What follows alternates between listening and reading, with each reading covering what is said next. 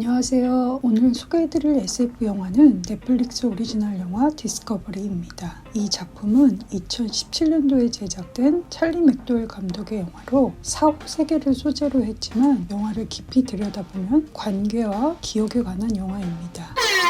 영화는 사후 세계가 존재함을 밝힌 하버 박사의 인터뷰를 시작합니다. 하버 박사는 그의 연구를 통해 사람이 죽으면 의식의 일부가 몸에서 빠져나가 새로운 차원으로 이동을 하고 그것을 증명하는 장치를 만들어냈다고 합니다. 인터뷰를 진행하던 사회자는 왜 그 장치를 6개월이 지난 후에야 공개를 하는지, 그 사이에 수많은 사람들이 사후 세계가 존재함을 알고 새로운 삶을 위해서 자살이 급증했는데 하버 박사가 이 급증한 자살에 대해 죄책감을 느끼는지를 묻습니다. 이 질문에 하버 박사는 주저함 없이 죄책감을 전혀 느끼지 않는다고 말합니다.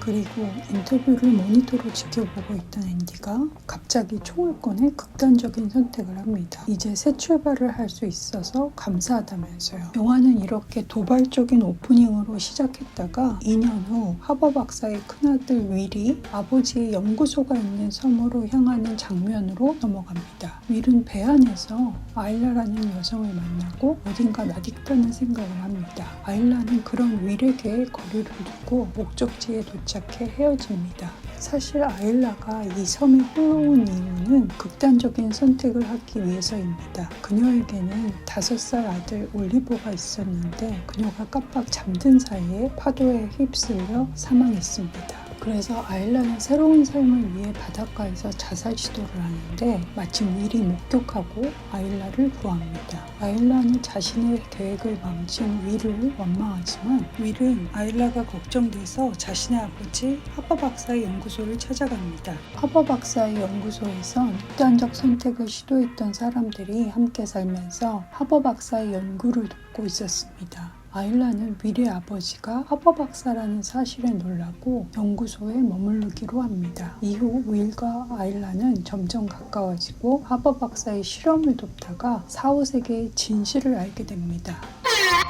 영화는 도발적인 사건으로 시작해 인터뷰가 중단되고 2년이 지난 후의 상황을 다룬 것처럼 보이지만 러닝타임 1시간 28분 되는 지점에서 놀라운 반전이 일어납니다. 윌이 사실은 아일라를 구한 적이 없었고 오히려 아일라의 죽음을 방해만 죄책감을 시달리다 실험을 통해 사후 세계에서 아일라를 구했고 관객이 지금까지 봤던 내용은 모두 윌의 실험 속 영상임을 알게 됩니다.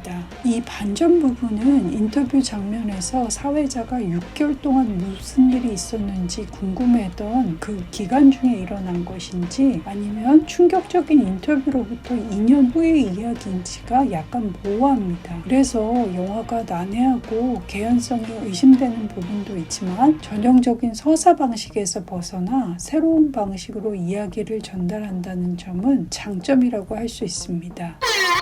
영화 제목 디스커버리는 사후세계가 있음을 발견했다는 뜻으로 사후세계가 어떤 곳인지를 보여줄 거라는 기대감을 갖게 합니다. 그런데 영화 속 사후세계는 우리가 생각하는 천국이나 지옥이 아닌 우리가 인생에서 가장 후회되는 일을 만회할 수 있는 곳입니다. 하버 박사가 사후세계에서 했던 일은 아내의 자살을 막는 것이었고 윌이 사후세계 한 일 역시 아일라를 구하는 것이었습니다. 하버 박사와 윌은 실험을 통해 자신들의 기억을 수정하고 반복합니다. 그래서 영화 디스커버리는 사후세계보다는 관계와 기억을 말하는 영화라고 할 수 있습니다. 다만 사후세계를 실험하는 장치가 비과학적이고 약간 엉성해 보이는 점은 사실감을 떨어뜨려 좀 아쉽습니다. 그럼에도 불구하고 주연 배우 제이슨 시걸과 루니 마라의 연기가 훌륭하고 차남역 제시 플레먼스의 독특한 캐릭터가 인상적인 영화라 화려한 그래픽 대신 아날로그 감성의 새로운 SF 영화를 원하시는 분들께 추천드립니다.